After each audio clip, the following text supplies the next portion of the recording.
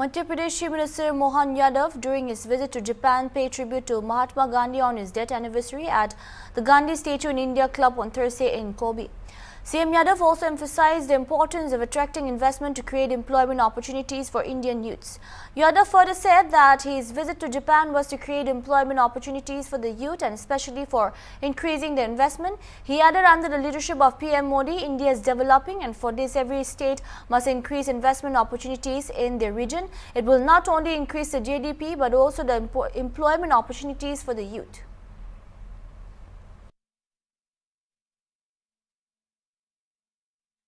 आज जापान में ओबे नामक शहर में हमने पूज्य बापू की पुण्यतिथि पर अपनी विनम्र पुष्पांजलि की है। मुझे इस बात का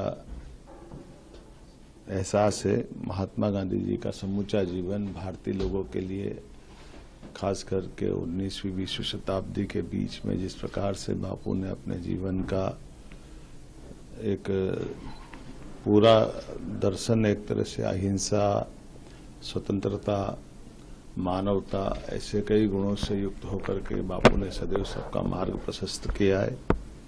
अफ्रीका से लगा करके इंडिया तक जिस प्रकार से उनने अपने सबके लिए एक आदर्श जीवन जी करके पूरे भारतीयों का मान बढ़ाया, सम्मान बढ़ाया, और आज़ादी के लिए जिस प्रकार से अंग्रेजों से उनने संघर्ष किया है। आइंस्टीन ने सही कहा था कि दुनिया आश्चर्य करेगी कि दुबले पतले, इतने एक प्रकार से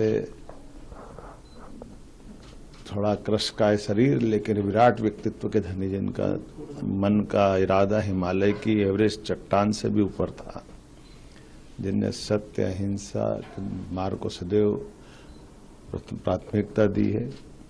मैं उनको पुण्य स्मरण करता हूँ। मध्य प्रदेश सरकार की ओर से पुण्य बापू का जीवन हम सब के लिए सदैव आदर्श के रूप में रहेगा।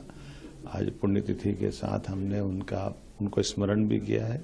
मैं मध्य प्रदेश के युवाओं के लिए रोजगार के अवसरों के लिए, खासकर औद्योगिक निवेश को बढ़ाने के लिए जापान की यात्रा में हूँ। मुझे इस बात का संतोष है कि जिस प्रकार से जापान सहित बाकी देशों में भी रुझान बढ़ रहा है, यशस्वी प्रधानमंत्री श्रीमान नरेंद्र मोदी जी के नेतृत्व में भारत उत्तरोत्तर उन्नति कर रहा है। ऐसे में सब राज्यों और राज्य सरकारों का दायित्व बनता है कि वो अपने यहाँ औद्योगिक निवेश को बढ़ाएं, जिससे हमारी जीडीपी में न केवल वृद्धि हो बल्कि युवाओं को रोजगार भी मिले, आर्थिक तरक्की हो।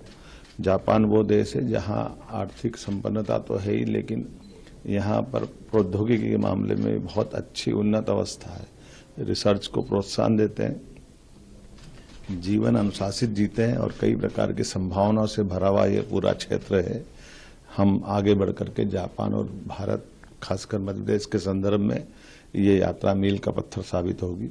मेरी अपनी ओर से जापान वासियों को भी शुभकामना, और मध्य प्रदेश वासियों के लिए खासकर यहाँ के बाद जब ग्लोबल इन्वेस्टर समिट 24 तारीख को होगी तो मैं उम्मीद करूंगा कि इस प्रकार से बहुत अच्छा प्रतिसाद हमको मिलेगा।